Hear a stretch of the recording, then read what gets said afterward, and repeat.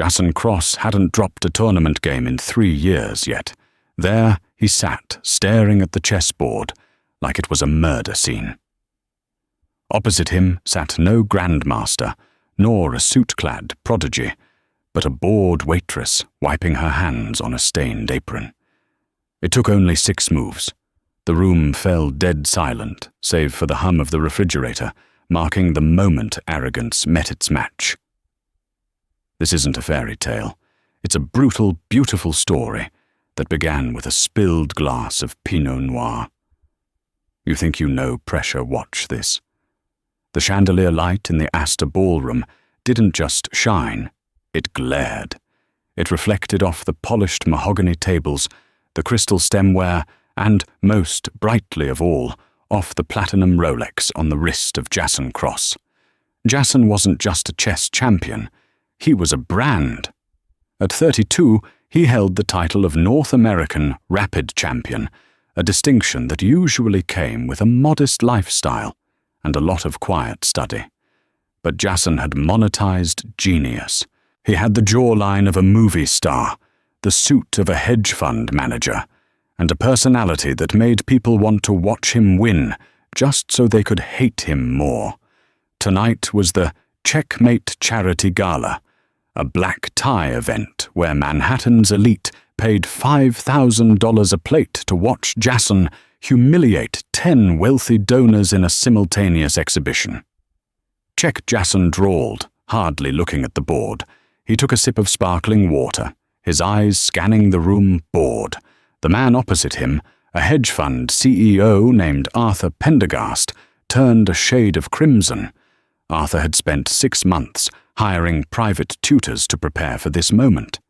Jason had dismantled his defense in 3 minutes while texting his agent. I think I can block with the knight. Arthur stammered, his hand trembling as he reached for the piece. You can, Jason said, his voice carrying across the silent ballroom. But then I take your bishop fork your rooks, and you're crying in the bathroom before the appetizer is served. Resign, Arthur. Save us both the time. A ripple of nervous laughter went through the crowd. This was the show. They paid for the brutality. In the shadows of the room, standing near the swinging kitchen doors, Sadie Miller adjusted her heavy tray. She was 24, with messy brown hair, tucked under a tight bun required by the agency. Her feet throbbed in cheap black flats. She wasn't looking at the chessboards. She was looking at the guests waiting for a signal to refill wine or clear plates. Sadie was invisible. To men like Jason Cross, she was part of the furniture, less interesting than a pawn, because at least a pawn had potential. He's a monster, isn't he? Sadie glanced to her left. Old Mr. Henderson, the janitor who had been allowed to watch from the back, was shaking his head. He's good. Sadie whispered, her voice raspy from a double shift. But he plays with his ego, not his brain. He leaves his back rank exposed when he gets bored. Mr. Henderson chuckled softly. You play, Sadie. Used to, she said, her eyes darkening slightly. A long time ago, in a different life. She turned away, pushing off the wall. Table 4 needs water. Keep your head down, Henderson. She walked into the lion's den, moving silently across the plush carpet. As she approached the center of the room, the atmosphere shifted. Jason had finished 9 of his 10 games. Only one remained. He was playing a 12-year-old boy, the son of the event's biggest sponsor. The kid, barely tall enough to see over the pieces, was biting his lip, tears forming in his eyes. He had made a blunder, moving his queen too early. Most grandmasters in a charity setting would offer a draw or gently point out the mistake to let the kid recover. It was common courtesy. Jason Cross didn't do courtesy. Look at that, Jason announced, pointing at the board so the cameras could catch it. A classic beginner's mistake. Pathetic, really. If you can't see the board, kid, maybe you should stick to checkers or video games. Leave the thinking to the men. The boy dropped his head, a tear hitting the board. The room went awkwardly silent. The cruelty was gratuitous. It was nasty. Sadie froze. She was holding a pitcher of ice water. Her knuckles turned white. "Don't do it, Sadie," she told herself. "You need this job. Rent is due on Tuesday." But then Jason laughed, a cold, dismissive sound. "Someone get this kid a tissue. He's ruining the aesthetic." That was it. The switch flipped. Sadie walked past the table, seemingly to refill a glass, and, accidentally, let the pitcher tilt. A cascade of ice water didn't hit the guest. It hit the pristine marble floor, right next to Jason's Italian leather loafers, splashing droplets onto his trousers. "Whoops," Sadie said, her voice flat. My hand slipped. The silence in the ballroom was absolute. You could hear the ice cubes settling on the floor. Jason Cross jumped back, looking at his pants as if they had been sprayed with acid. His face contorted from boredom to pure, unadulterated rage. He looked up, locking eyes with Sadie. "You clumsy little idiot," he hissed. "Do you have any idea how much this suit costs? It's worth more than your entire life's earnings." The maitre d', a sweating man named Henri, came running over, looking terrified. "Mr. Cross, I am so sorry. She is new. She is clumsy. Sadie, get a towel immediately. You are fired. Get out." Sadie didn't move. She didn't apologize. She stood there, tray tucked under her arm, staring Jason Cross dead in the eye. "It's just water, Jason," she said. She didn't call him Mr. Cross. She didn't call him Sir. The use of his first name by a servant sent a shock wave through the crowd. Jason straightened his jacket, his eyes narrowing. He sensed something. Insolence. Defiance. He thrived on crushing defiance. He waved Henri away. "Wait," Jason said, holding up a hand. He stepped closer to Sadie, invading her personal space. He smelled of expensive cologne and arrogance. "You think this is funny? You think because you're a nobody, you can disrespect your betters?" "I think you're a bully," Sadie said, her voice clear and steady. "Picking on a 12-year-old, does that make you feel big? You're the North American champion, right? Shouldn't you have some class to go with the title?" The crowd gasped. Someone in the back whispered, "Oh my God." Jason's face went pale, then red. He laughed, but it was a jagged sound. "Class. You talk to me about class while wearing a polyester apron. I am a genius. I am a god in this room. You exist to serve me water and clean up my mess." He turned to the crowd, spreading his arms. "Ladies and gentlemen, look at this. The help has an opinion. Apparently she understands chess etiquette." He spun back to her. "Do you even know how the knight moves, sweetheart? Or do you just know how to move trays?" "I know enough," Sadie said. "I know that in the game you just played against Mr. Pendergast, you missed a mate in 3 because you were too busy looking at the camera." Jason froze. The smirk vanished. "Excuse me. Move 14. Sadie recited her memory photographic. "You played bishop to e5. If you had played queen to h5, he would have been forced to open the f-file and your rook would have delivered mate. But you wanted to toy with him. It was sloppy."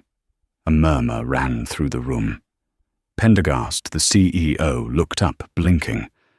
Is that true?"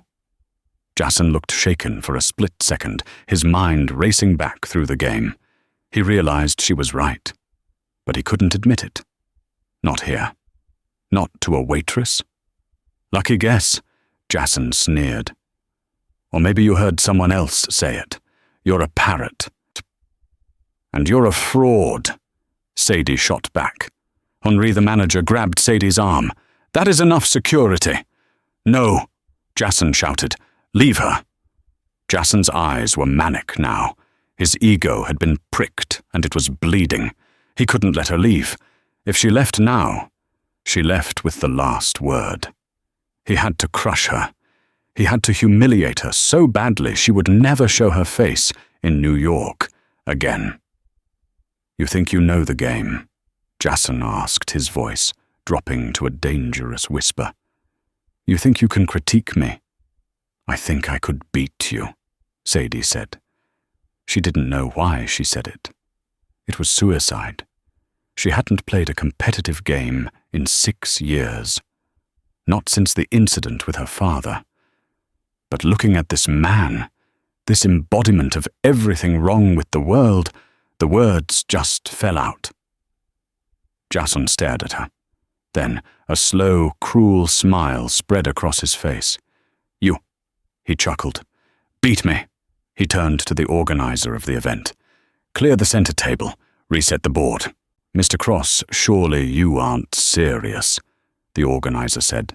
She's a waitress. She's a challenger, Jason declared, and I'm going to teach her a lesson in humility. The ballroom transformed. The casual chatter died instantly. The 10 previous tables were pushed aside, and a single ornate chess table was placed in the center of the room, under the chandelier. Sadie stood by the chair, feeling the blood rush in her ears. What have I done? Her hands were shaking. She hid them behind her back. Jason sat down, unbuttoning his suit jacket. He looked relaxed, predatory. Sit, he commanded. Sadie hesitated. She looked at Henri, who was glaring at her with a look that promised she would be blacklisted from every restaurant in the city. She looked at the 12-year-old boy who was watching her with wide, hopeful eyes. She sat. We need stakes, Jason said, drumming his fingers on the table. A game without stakes is just practice, and I don't practice with amateurs. I don't have money, Sadie said quietly. I know you don't, Jason mocked. So let's bet something else. If you lose, which you will, quickly you will get down on your knees, right here in front of everyone and the cameras, and apologize for your insolence. You will admit that you are nothing, and then you will walk out of here and never work in this town again. It was cruel. It was medieval. And if I win? Sadie asked. Jason laughed so hard he nearly choked. If you win, sweetheart, if you win, I'll give you... He looked around, spotting the brand new cherry-red Porsche 911 GT3 key fob sitting on the table, a gift from the sponsors he had received earlier that night. He picked up the keys and slammed them on the board. My car, Jason said. $200,000 of German engineering, and... He paused for dramatic effect. I will retire from professional chess immediately. Tonight. The crowd went wild. Phones were out. Live streams were starting. #Waitress versus champion was about to trend globally. Jason, don't be an idiot, his agent hissed from the sideline. She's a nobody. You have nothing to gain. I have entertainment to gain. Jason waved him off. Besides, she won't last 10 moves. He looked at Sadie. Do we have a bet? Sadie looked at the keys. That car could pay off her father's medical debts.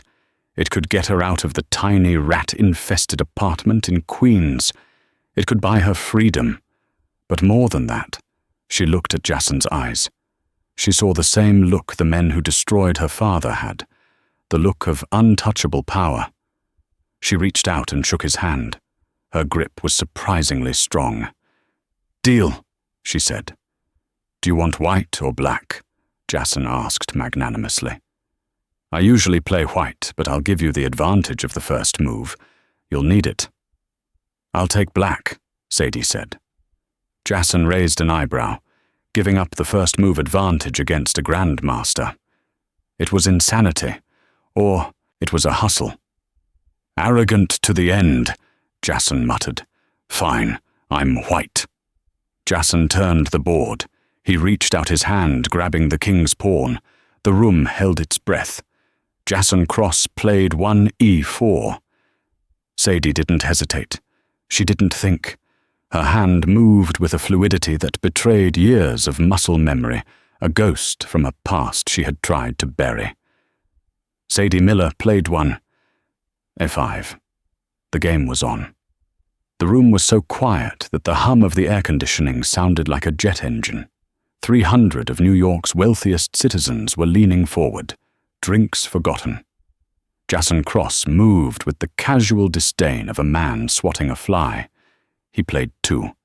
NF3, developing his knight and attacking her pawn. It was the standard correct move. He glanced at the audience, flashing a charming smile, playing to the cameras. Standard development, Jason narrated for the crowd, treating the game like a lecture for slow children. Control the center. Develop the pieces. Lesson 1. Sadie didn't look up. Her face was a mask. She reached out and played 2, NC6. She defended the pawn. Basic. Safe. Jason yawned. Actually yawned. He played 3, BC4, the Italian game. Aggressive, focusing on the weak F7 square near the king. Now I'm eyeing the kill, he quipped. See how the bishop slices through the board. This was the moment. The fork in the road. Sadie paused. She looked at the board, then at Jason's smug face, then at the Porsche keys. She took a breath that hitched slightly in her chest. She picked up her knight, the one she had just moved, and moved it again. 3. ND4. A ripple of confusion went through the room. Jason blinked. He looked at the board, then burst into laughter. It was a harsh, barking sound. "Oh, this is rich," Jason crowed, looking at the camera. "Did you all see that she moved the same piece twice in the opening? That is the cardinal sin of chess. It's a waste of time. It's a tempo lost." He leaned over the board, sneering at her. "Are you nervous, Waitress? Did you forget the rules? You're supposed to develop your other pieces. You just gave me the center for free." Sadie said nothing. She just adjusted her apron. "And look," Jason pointed a manicured finger at her central pawn on E5. "You left your pawn undefended. I can just take it." To Jason, this was pathetic. It was exactly what he expected from a servant who thought she was special. She had crumbled under the pressure. The knight move to D4 wasn't an attack. It was a blunder, a confused flail. He reached out his hand, hovering over his knight. "Free material," he announced. 4, NEE5. Jason took the pawn. He slammed the piece down with authority. "That's a pawn up. And now my knight is attacking your F7 square. My bishop is attacking F7. That's a fork coming. You're about to lose your queen or your rook. You might as well resign now, darling. Save the knees of your pantyhose." The crowd murmured. Even the amateurs could see it looked bad for black. Jason was swarming her. Sadie didn't resign. She didn't tremble. Her eyes, previously dull and tired, suddenly sharpened. They became 2 points of hard, cold flint. She reached out and grabbed her queen. 4. QG. 5. She moved her queen out, aggressively, placing it on the G5 square. It was a chaotic move. It looked like she was just throwing pieces forward in a panic, ignoring the threat to her king. Jason shook his head, looking at the audience with mock pity. Desperation. She sees the threat, so she brings the queen out to die. Classic beginner panic. He looked at the board. He saw the line. It was beautiful. It was simple. "You've left your F7 square completely unguarded," Jason said, his voice dripping with condescension. "I'm going to fork your king and rook. It's over." He looked at Henry, the manager. "Get the champagne ready. This is the final move." Jason picked up his knight from E5. He felt the cool plastic of the piece. He felt the thrill of the win. He didn't check for traps. Why would he? He was a grandmaster, and she was a waitress. You don't look for landmines in a sandbox. 5. NXF7. He planted the knight deep in her territory. "Checkmating. Well, it doesn't matter. I win your rook next. Game over." He sat back, crossing his arms, waiting for her to cry, waiting for the apology. But Sadie didn't look at the knight. She didn't look at a threatened rook. She looked at Jason, and for the first time that night, she smiled. It wasn't a nice smile. It was the smile of a predator who had just heard the trap snap shut. "You really should watch your back rank, Jason," she whispered. She moved her queen. 5. QXG2. The move hung in the air like a gunshot. Jason's smile faltered. Just a fraction. He looked at the board. Queen takes G2. What did that do? He analyzed it quickly. She was attacking his rook on H1. Okay, fine. An annoyance. He would just move his rook to F1 to save it. Then he would take her rook. He was still winning. He was still the champion. Nice try. Jason scoffed, though his voice was a little higher than before. A little counterplay cute, but futile. He reached for his rook to play RF1, the only square to save it. But as his hand touched the rook, his brain, the grandmaster brain that had been dormant, suppressed by his massive ego, suddenly woke up. It screamed. Jason froze. His hand hovered over the rook. He played the simulation in his head. If I play rook to F1, she plays QXE4 check. I have to block. The only piece I can block with is the bishop on E2. Then, Jason's face went slack. The color drained from his skin so fast it looked like a curtain falling. Then, knight to F3. Smothered mate. He blinked. He shook his head. No, that couldn't be right. That was the Blackburn shilling gambit.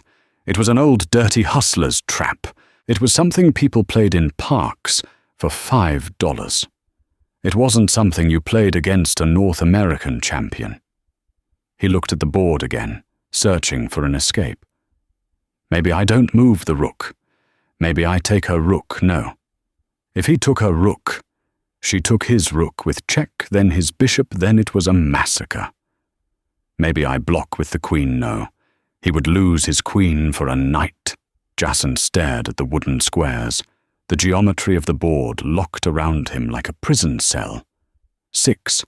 RF1. He played the move. He had to. It was forced. But his hand was shaking so badly, he knocked over a captured pawn. "What's happening?"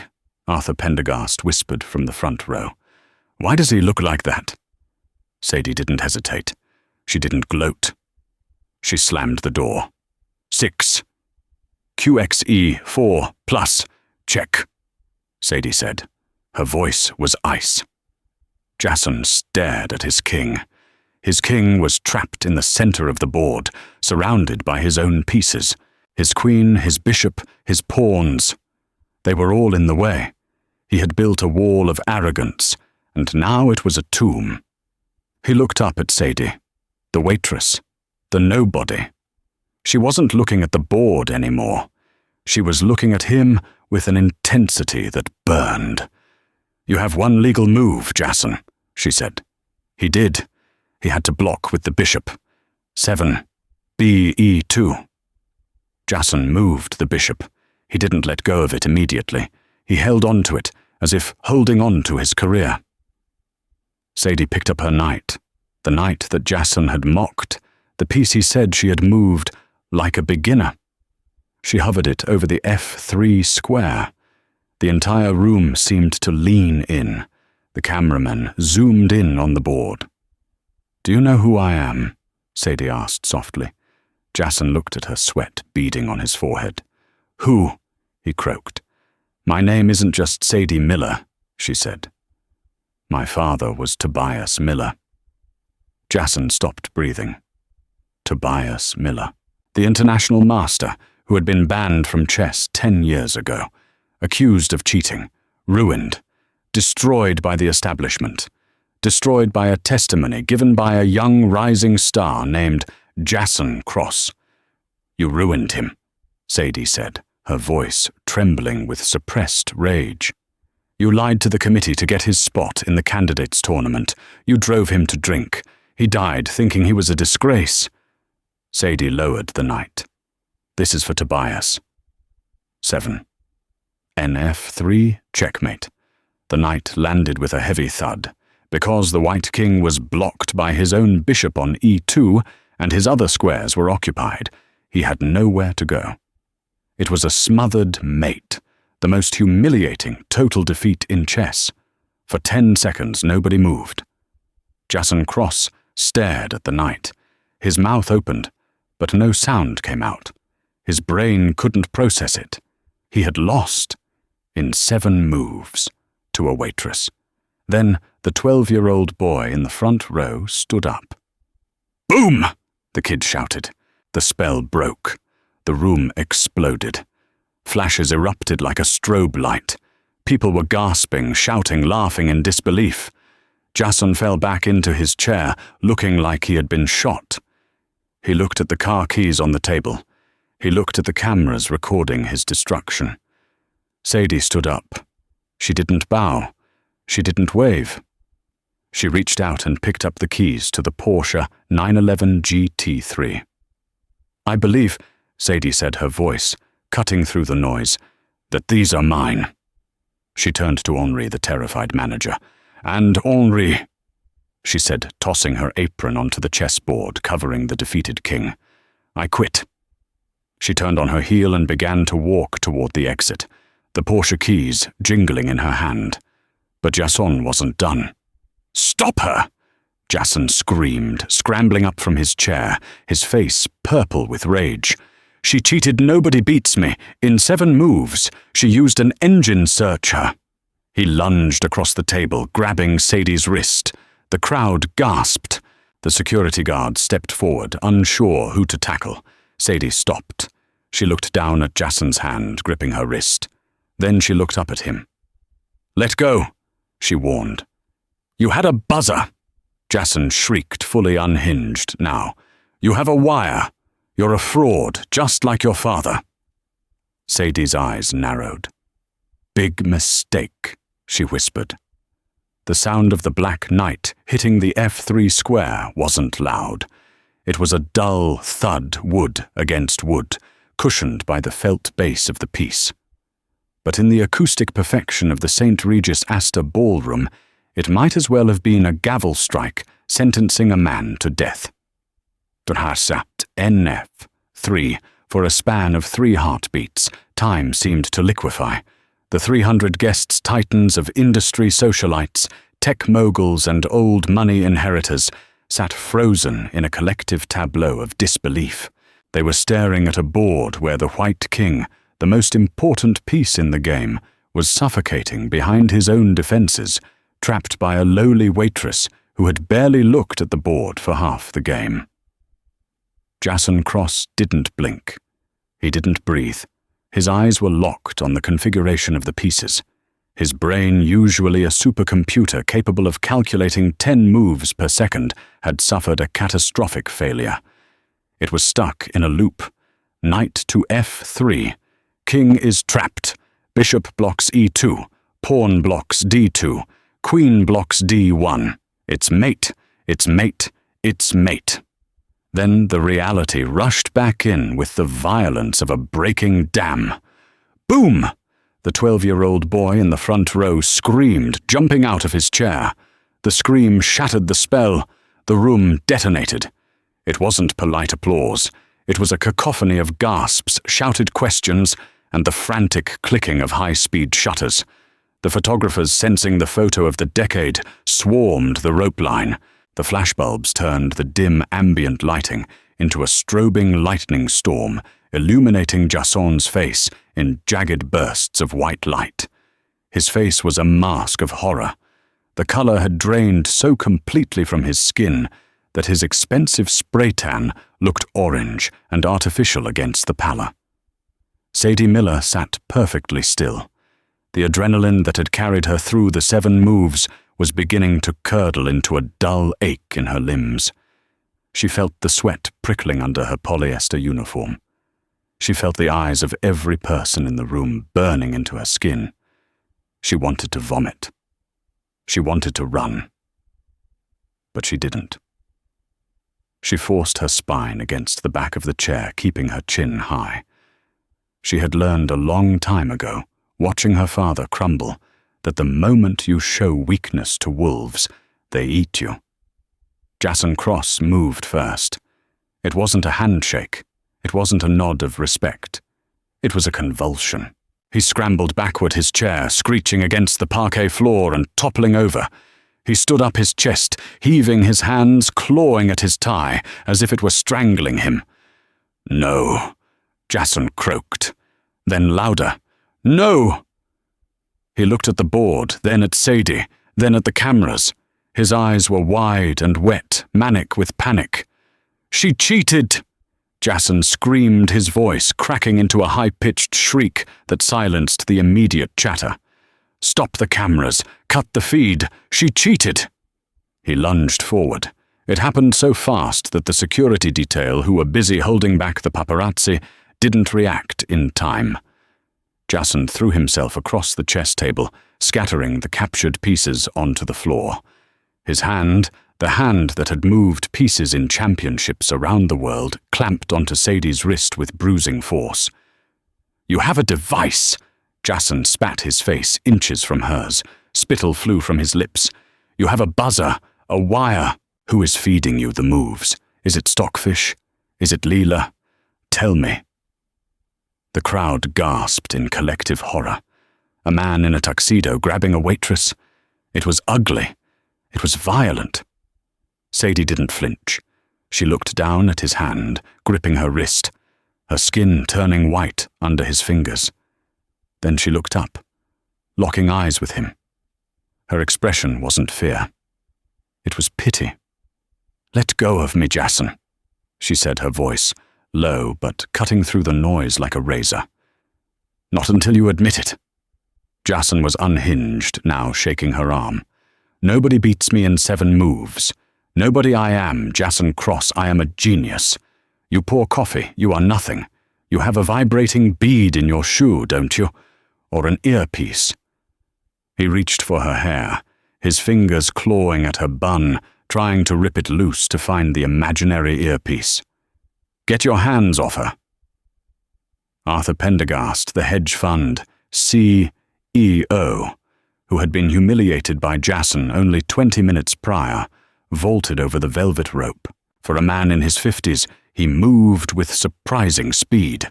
He grabbed Jason by the shoulder and yanked him back. 2 large security guards finally crashed into the fray, wedging themselves between the table and the champion. They pinned Jason's arms to his sides, not arresting him but restraining him like an unruly child.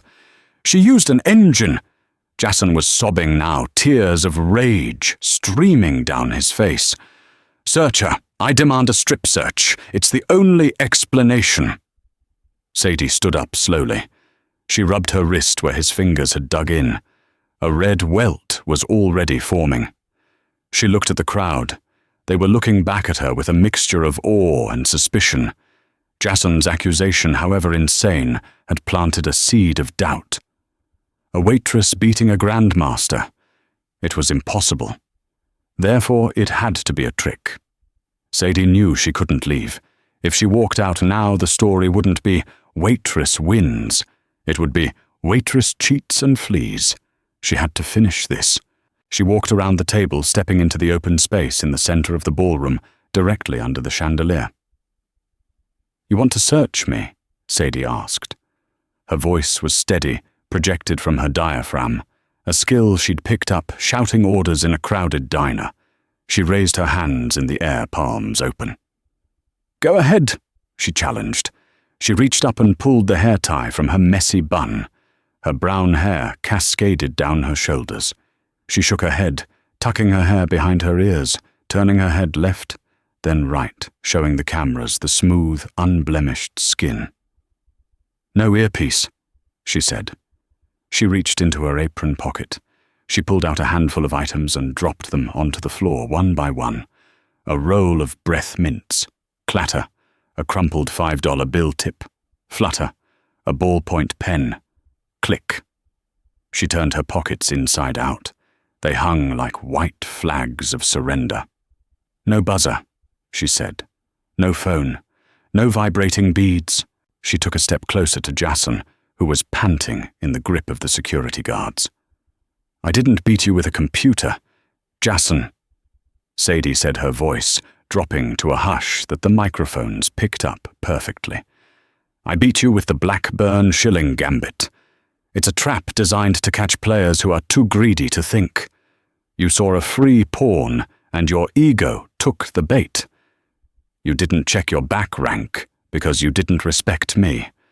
You lost because you thought you were playing a waitress, but you were playing the board." Arthur Pendergast stepped forward, looking at the board again. He was an amateur enthusiast, rated 1,800, but he knew his history. "My God." Pendergast whispered, his voice picked up by the boom mic. "She's right. It is the Blackburn. Move 5. NXF7. He got greedy. It's textbook." He turned to the crowd, addressing the room like a judge. "She didn't cheat. He fell for a hustle that's been around since the 19th century. It was clean." The verdict was in. The realization hit Jason Cross like a physical blow. His knees buckled. The security guards let him go, and he slumped against the table, nearly knocking it over. He wasn't a victim of high-tech fraud.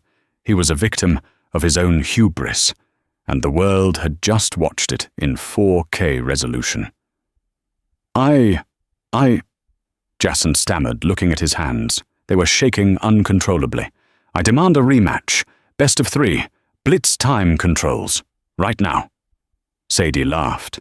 It was a dry, humorless sound. "You don't get a rematch," she said. "You made a bet." She walked back to the table. Lying there next to the defeated White King were the keys to the Porsche 911 GT3. The red enamel of the key fob caught the light. Sadie picked them up. They were heavy. Cold. $200,000, she murmured. She looked at Henry, the hotel manager, who was standing near the kitchen doors, looking like he was about to faint. He had been signaling her to leave for the last 10 minutes. Sadie turned to him. "Henry," the manager jumped. "Sadie, you are fired," she finished for him. "Don't bother, I quit. And by the way, table 6 needs their wine refilled. You might want to get on that." She tossed her apron onto the table. It landed over the chessboard, covering the carnage of the game like a shroud. She looked back at Jason. He was staring at the keys in her hand, with the desperate look of a junkie watching his stash be taken away. "The car is mine," Sadie said. "Legally, morally, in every way that matters." She took a step toward him, dangling the keys. Jason reached out, a pathetic, involuntary reflex. Sadie pulled them back. "But I don't drive stick," she lied. With a flick of her wrist, she tossed the keys. They sailed through the air, spinning end over end. Jason scrambled for them, fumbling, dropping them on the floor and diving to his knees to retrieve them. It was a pathetic sight. The North American champion crawling on the floor of the St. Regis in a tuxedo, clutching a piece of plastic. "Keep the car, Jason," Sadie said, her voice filled with a final, crushing dismissal. "I don't want it. It's a trophy for a game you didn't even know you were losing." The crowd murmured, confused. She was giving up a fortune. "But the second part of the bet," Sadie continued, her voice hardening. "The retirement—" She looked directly into the lens of the nearest camera. "A deal is a deal. You said if you lost, you'd retire. Immediately. Tonight." Jason looked up from the floor, clutching the keys to his chest. He looked small. "You can keep playing if you want," Sadie said. "But every time you sit down at a board, every time you touch a piece, you'll see my face. You'll hear the silence in this room. And everyone across from you will know that the great Jason Cross was broken by a girl in an apron." She turned her back on him. "You're done, Jason. Checkmate." Sadie began to walk toward the double doors at the far end of the ballroom. Her legs were shaking now, really shaking, but she forced herself to walk slowly. Left foot, right foot. Don't trip. Don't look back. The room parted for her, like the Red Sea. The wealthy elites who had ignored her existence for hours now stepped back with a mixture of fear and reverence. They looked at her not as a servant, but as a sorceress. As she neared the exit, a small figure broke through the line. It was the 12-year-old boy, the one Jason had mocked until he cried. He stood in her path, his eyes wide, shining with hero worship. He was holding his navy blue blazer, a custom-fitted Brooks Brothers jacket that probably cost more than Sadie's rent. "You're cold," the boy said, his voice squeaking slightly. "You don't have a coat." Sadie stopped. The icy mask she had worn for the last hour cracked. Her eyes softened. She looked down at the kid, seeing the same love for the game in his eyes that she used to have before life took a hammer to it. "I'm okay, kid," she said gently. "Take it," he insisted, thrusting the jacket at her. "Please. That was the coolest thing I've ever seen." "You destroyed him." Sadie smiled. It was the first real smile she had smiled in years. She took the jacket and draped it over her shoulders. It was too small, but it felt like armor. "What's your name?" she asked. "Leo," he said. "Well, Leo," Sadie said, glancing back one last time at the center of the room, where Jason Cross was still on his knees, weeping into his hands, while the cameras feasted on his ruin. "Don't ever let anyone tell you that you're just a kid. The pieces don't care how old you are. They only care how you move them." She winked at him. "Keep practicing your tactics." Sadie pushed open the heavy mahogany doors. The cold November air of Manhattan rushed in, biting and fresh. It smelled of exhaust and roasted chestnuts, not expensive perfume and hypocrisy. She stepped out into the night, the heavy doors swinging shut behind her, sealing the ballroom off. She was unemployed. She had $7 in her pocket. She had just turned down a $200,000 car. But as she walked down the steps of the St. Regis, pulling Leo's small blazer tight around her shoulders, Sadie Miller felt richer than she ever had in her life. She took a deep breath, looked up at the light pollution obscuring the stars, and whispered to the ghost that had been haunting her for 10 years. "We got him, Dad. We got him." 3 months had passed since the night the internet dubbed the St. Regis Massacre. The video-shaky cell phone footage titled "Waitress Destroys Arrogant GM in 7 Moves" had not just gone viral. It had become mythology. It had 45 million views on YouTube. TikToks analyzed every micro-expression on Jason Cross's face. Grandmasters streamed hour-long breakdowns of the Blackburn shilling gambit, shaking their heads at how a professional could fall for such a distinct hustle. But the star of the video, the mystery waitress, had vanished. Sadie Miller sat on a cold stone bench in the southwest corner of Washington Square Park. The winter wind whipped through the bare branches of the elms, stinging her cheeks, but she didn't mind. It was better than the suffocating heat of a hotel kitchen. She wasn't wearing a uniform. She was wearing a thick wool coat she'd bought from a thrift store and a pair of sturdy boots. "Check," Sadie said quietly. Opposite her sat Mr. Henderson, the former janitor of the St. Regis. He was bundled in a scarf, his breath puffing out in white clouds. He peered at the board through his thick, smudged glasses. "You're merciless, Sadie," Henderson chuckled, moving his king out of the line of fire. "Even in the freezing cold. The cold makes you think faster," she replied, a small smile playing on her lips. They were the only two playing today. The famous concrete chess tables of the park, usually bustling with hustlers and eccentric masters, were mostly empty due to the temperature. "You know," Henderson said, capturing a pawn, "I saw a kid yesterday, wearing a t-shirt with your face on it. It said, 'Checkmate the patriarchy.' You're an icon, kid." Sadie moved her bishop. "I'm not an icon, Henderson. I'm just unemployed. The agency blacklisted me. Apparently humiliating a billionaire's favorite entertainment isn't good for business. Worth it, Henderson grunted. Yeah. Sadie looked at the grey sky. Worth it. A sleek black Mercedes Maybach pulled up to the curb, its tires crunching on the remnants of dirty snow. It looked out of place among the NYU students and dog walkers. Sadie tensed. She recognized the car. The back door opened, and Arthur Pendergast stepped out.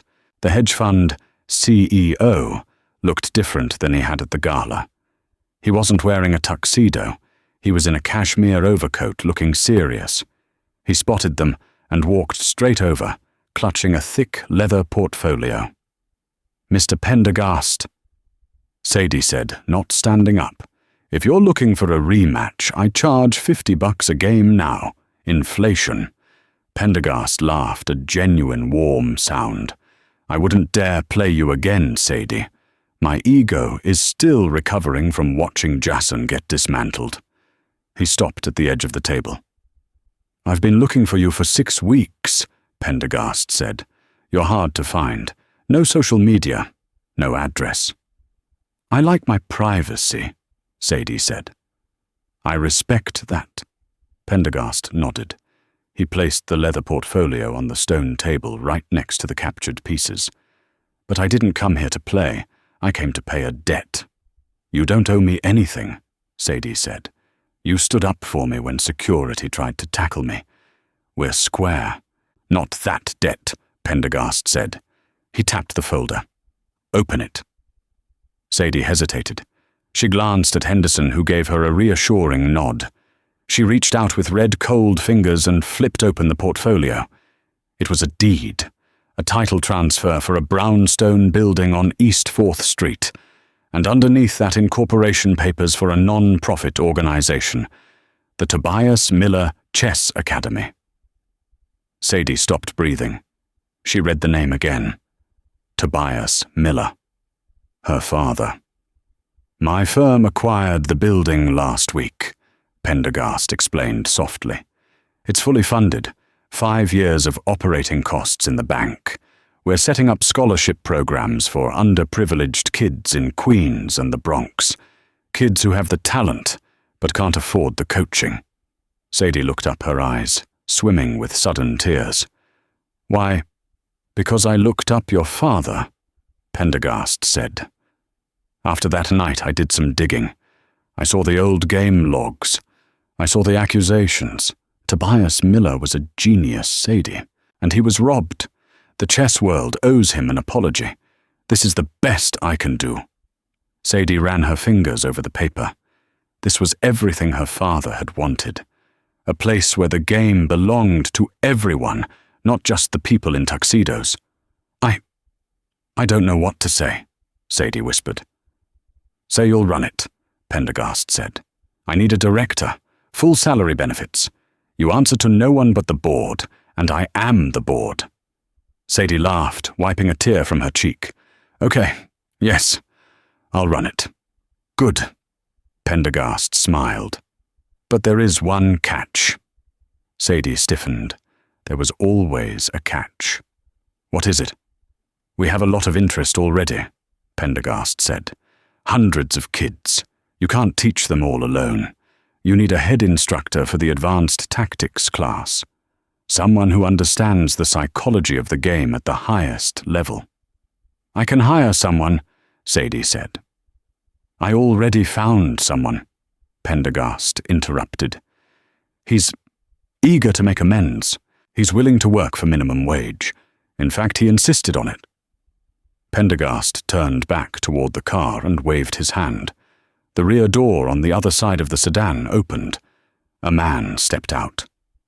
Sadie's blood ran cold. She stood up so fast her knees knocked against the stone table. It was Jason Cross. But it wasn't the Jason Cross of the St. Regis. That man had been slick, polished, glowing with health and arrogance. This man looked like a ghost. He was wearing a faded grey hoodie and jeans that looked a size too big, as if he had lost 20 pounds in 3 months. His hair, usually gelled into a helmet of perfection, was limp and greying at the temples. He hadn't shaved in days. He looked tired, broken. "You have to be kidding me," Sadie hissed, turning to Pendergast. "Get him out of here before I call the cops." "Sadie, please," Jason called out. His voice was raspy quiet. He didn't walk closer. He stood by the car, keeping a respectful distance like a dog that expected to be kicked. "You want me to hire him?" Sadie shouted at Pendergast. "The man who mocked a crying child. The man who called me a fraud. The man who ruined my father." "The man who is ready to confess," Jason said.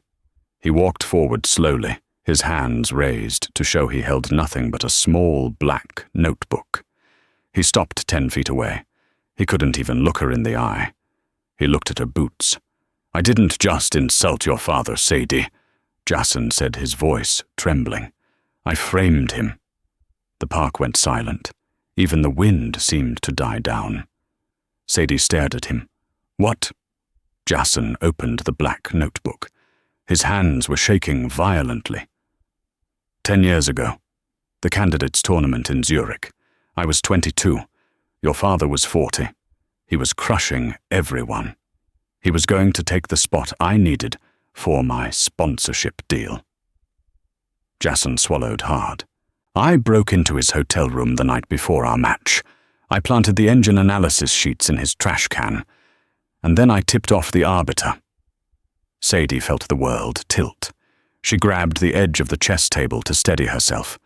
For a decade, her father had sworn he was innocent. Everyone, the press, the Federation, even her own mother had doubted him. Maybe he snapped, they said. Maybe the pressure was too much. But he had told the truth. "He didn't cheat," Jason whispered, tears cutting tracks through the stubble on his cheeks. "He was just better than me. And I destroyed him because I was terrified of losing." He extended the notebook. "This is my diary from that year. It details everything. The dates, the room numbers, how I did it." Sadie walked over to him. She moved slowly, like she was approaching a bomb. She took the notebook. She read the entry dated March 12th, 2014. It was all there. The confession of a young, insecure narcissist who chose power over integrity. "I'm going to the Phi DE Ethics Committee tomorrow," Jason said, staring at the ground. "I'm submitting this as evidence. I'll be stripped of my Grandmaster title. I'll be banned for life. I might even face criminal charges for fraud. My life, as I knew it, is over." He finally looked up. His eyes were red-rimmed with the exhaustion of a man who hadn't slept in 90 days. "I don't expect you to forgive me, Sadie. I don't deserve it. But Arthur said you were opening a school. And I just want to be around the game. I'll sweep the floors. I'll set up the pieces. I'll teach the kids how not to be me." Sadie looked at the notebook, the proof of her father's innocence. The weight of 10 years of shame lifted off her shoulders. She looked at Pendergast, who was watching her closely. Then she looked at Henderson. Henderson shrugged. "Everyone deserves a chance to get out of check, Sadie." Sadie looked back at Jason. She saw the wreckage of a man. She saw the exact opposite of the arrogant god who had stood in the ballroom. She saw a pawn, exposed and vulnerable. She took a deep breath, the cold air filling her lungs. "You're not sweeping floors, Jason," she said. Jason flinched. "I understand. I'll go." He turned to leave. "Sit down," Sadie commanded. Jason froze. He turned back, confused. Sadie gestured to the empty concrete seat across from her. "If you're going to teach at my academy," Sadie said, her voice hard but steady, "you need to relearn the game from the ground up. You've been playing for ego. You need to learn to play for truth." Jason looked at the seat. He looked at Sadie. A look of profound, agonizing gratitude washed over his face. He walked over to the table and sat down on the freezing stone bench. Sadie sat opposite him. She began to reset the pieces. White, black, white, black. She set up the board. Jason didn't reach for the white pieces. He waited. Sadie finished setting up. She looked him in the eye. "One rule," Sadie said. "At the Tobias Miller Academy, we don't humiliate our opponents. We respect the board." "Got it?" "Yes," Jason whispered. "Yes, ma'am." Sadie reached out and turned the board around. She pushed the white pieces toward him. "You play white," Sadie said. "Show me what you've got." Jason reached out. His hand hovered over the king's pawn. He paused. He took a breath, and for the first time in months, his hand didn't shake. 1. E4. Sadie smiled, a real dangerous competitive smile. 1. E5. The game began. And that, my friends, is how the game is truly played. Jason Cross lost his title, his car, and his reputation, but in the wreckage of his ego, he found the one thing he never had, his humanity. Sadie Miller cleared her father's name, not by shouting, but by making the right moves when it mattered most. It's a powerful reminder that in life, just like in chess, your position can look hopeless. But there is always a move if you have the courage to see it.